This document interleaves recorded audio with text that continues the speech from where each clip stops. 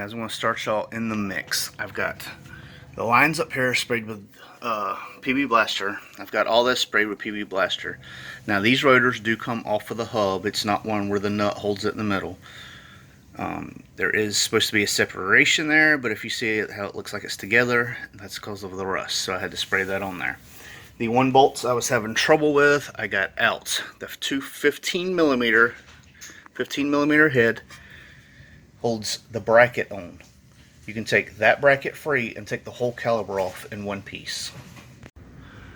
Alright guys, don't mind the dust the camera's picking up. I had to close the garage door because I had to literally beat this rotor off with a hammer. That's how seized on it was, and it was just from the rust here and between here, pretty much made it one piece. So I had to keep spraying and doing it. So I got to get this all cleaned up. It's a good time now to check to see if there's any play in this and your hub. It's easy to replace them while you're here. Mine thankfully has no play, nice and tight. Feels good. So you don't want them too tight either. If you can't do like that, it's too tight and you're going to have bearing failure soon, from what I've seen. I do have the line free from up there. I put it up there so it didn't leak everywhere because it already started dripping. So I just got to undo them.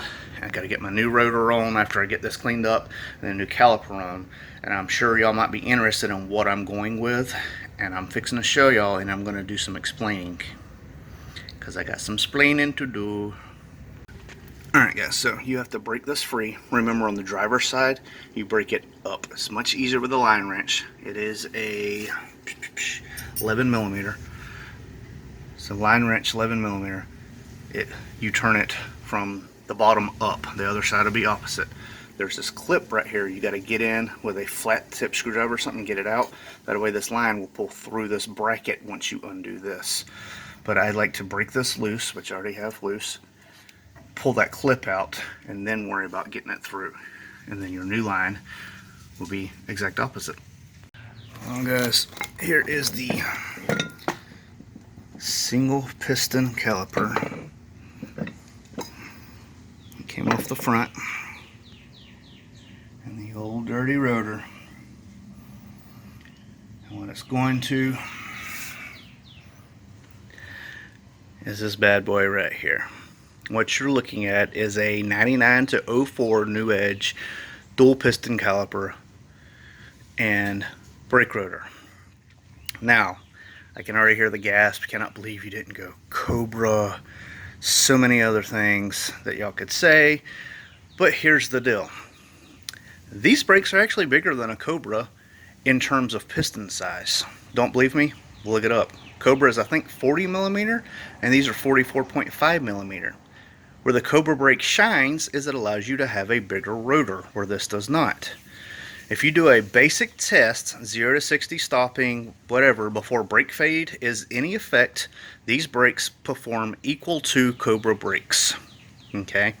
Where Cobra brakes shine is a bigger rotor, allows you to dissipate more heat faster, and you have more surface area, which means brake fade when they're getting hot is a lot less. So how do you remedy that? You get a drilled and slotted rotor. Now, I'm not going to be doing performance driving. I did not need drilled and slotted rotors, but for some reason you can get drilled and slotted rotors cheaper than you can just replacement OEM style rotors. I do not understand it, but there it is. That's what's going on in the car. What do y'all think of the horseplay on there? Got it painted red and black, match the theme. I'm happy with it. Now, you do have to change the line from here over. Now, mind the shitty paint job that was from the previous setup. I don't know. I guess when I painted the calipers, I don't know. But it'll screw in there, and it bolts right to your existing caliper. The bolt on the back, this is called a banjo bolt. It's got a hole that allows fluid to go through it. There's a washer on this side, and there's a washer on the other side. Make sure you use a washer on both sides, and if possible, use a new washer. These are fairly new, but had they not been, if Mustang Parts Trooper didn't just replace them, I would be buying new ones. One thing to remember, you can put these on backwards. How do you know if they're backwards? The bleeder screw always faces up. You put it on the wrong side and that bleeder screw is facing down, you will never be able to bleed this system. Don't ask me how I know. Alright guys, I have to have the light on still because it's still a little dark on this side. One thing that is pretty detrimental to brakes and doing a brake job is these right here. They're called your sliders. You've got to make sure they spin, they go in and out freely. If they do not, they are seized. And I'll show you what you do if they're seized, even though one of these aren't. Let me show you. So you can get some pliers or something on the end and pull it straight out. Now if there's any type of corrosion on it, you want to use sandpaper or anything like that, get it clean where it's as smooth as you can possibly get it. Then you want to grease it, or do what I do is put anti-seize on it and slide them back in and make sure they move freely. Do the same thing to that side. If it looks like it's dirty down in here, get a bottle brush, wire brush, get in there and get it cleaned out the best you can. So I don't think there's a such thing as too much when it comes to this. You just put it on there, make sure it goes in, push it all the way in so that lip goes around, and you're going to work it around. Make sure it's hard to grab with one hand because I'm grabbing the rubber too. But if you pull this out and that rubber's pulling it back in, that's a good sign because it's got suction, but it also moves. That's all you got to do. But if them are seized, you're going to have a hell of a time on your brakes. Another thing that I don't see any videos on is how these clips go in. Now if you paid attention to how they come out, that's great, you won't have an issue. But if you're starting over fresh like me, you didn't see how they came out. So it goes over the top like that. So it slides in these grooves, okay? See how that's offset right there? That's going to go in that groove right there. So you just put it over.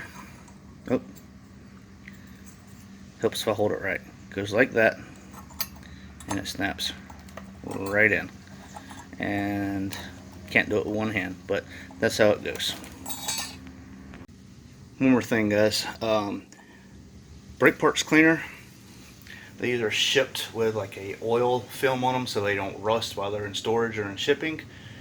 So make sure you spray them down good. Now if you order from Detroit Axle, they actually send you brake fluid and brake parts cleaner. I love Detroit Axle. They always seem to go above and beyond, and they have great products. Alright guys, something I see people do, and I've even seen manufacturers specify this, but I don't understand it. So basically, when it comes to the rotation of your rotors and the angle, I've seen them where some companies specify to have this facing this way, as in opposite of the way it is. The first company that designed these, I don't remember exactly who it was, but I remember reading about it. These slots are angled so that as the rotor is turning forward, it is catching whatever here and helping dissipate trash. The slot is supposed to help scrub. This is supposed to help dissipate. Well, if you have stuff that it's scrubbing and it's faced the other way, it does not force it to the edge, it forces it to the center, which also, in terms, if gases are missed, like in between here, it's going to force them to the center. Now, a lot of people don't know what I'm talking about when I say gases. When you apply your brakes very hard, it actually produces a thin layer of gas in between the pad and the rotor itself. The whole reason for these is to dissipate. Now, there's veins right here. The air comes in, and that's how it gets it out. If it is the other way around, like I said, it brings whatever it's scrubbing and the gases to the inside, not out to help dissipate it. I hope that makes sense. But it's not going to kill you if you run it the other way. Like I said, some companies actually specify it, and I don't understand why, but I don't have to. But this is how I was always taught. This is how, when I was really wanting to do road racing, I had a Thunderbird, I want to do road course racing, blah, blah, blah. This is what was always specified to me, is the vane facing back, not forward. Alright, guys, starting to lose daylight. Got this caliper off. I had an issue on the other side where if I got the top bolt in, I couldn't get the bottom one. If I got the bottom one, I couldn't get the top one. My solution, after I thought about it for a minute, is loosen this bracket up. Don't have it all the way tightened down, so you got a little bit of wiggle room. Get all the bolts started and then tighten things down. To minimize fluid loss on this side, I had all this assembled, the line on, the line up here ready to go. So as soon as I disconnected this one, I connected the other one, and bada bing, bada boom. Minimal brake loss, or fluid loss, I must say. And there you go. And there it is. What do y'all guys think? I'm loving it so far. Can't wait to see how they feel. Next process is going to be bleeding, and I'm going to do all four corners. I'm going to go from this to this in a matter of minutes. So the first thing I do is I have a green Scotch-Brite, but this is the one for paint, not for dishes. It is a little bit different. And I scuff up everything. And then I got some paper towel and some brake parts cleaner. I spray it down, wipe it down with paper towel, let it dry. I use primer. It doesn't really matter the brand to me. I've had luck with this primer, so that's what I used. And then the paint that I found that I really like is this Rust-Oleum metallic paint primer in one. So combined with the primer and this together, it really holds pretty good. And then back to the Krylon. This Krylon clear right here, gloss crystal clear, goes great over this Rust-Oleum, as you can see from the shine on that bad boy. Also, guys, don't forget, a little protection goes a long way. You're inhaling this, it can have some impact on your lungs, so be smart. Keep the garage open if you're in a garage. Stay as ventilated as possible, stay as protected as possible. Well, guys, I'm on the last one, dealing with all this hospital stuff and all these sick folk, you know, injured folk, not sick. It's tied me up quite a bit, but hope y'all can see that shimmer in there. The paint I'm using is called Flat Soft Iron from Rust-Oleum, and it has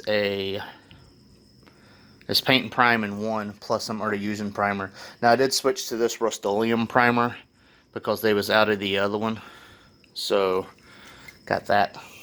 But yeah, still using the same Krylon Color Max primer for the other ones. Then I had to switch to the Rust-Oleum on this last one, so I'm hoping the variance in color is not going to be that different. I hope with enough coats it's going to be about the same. I am still using the Krylon Color Max Clear. It's gloss crystal clear. It's non-yellowing, so I didn't want it to be something that turns from clear to a hazy color. This does really good. I've had a lot of success with this in the past, and it dries relatively fast. So got the back calipers painted, you can't really tell.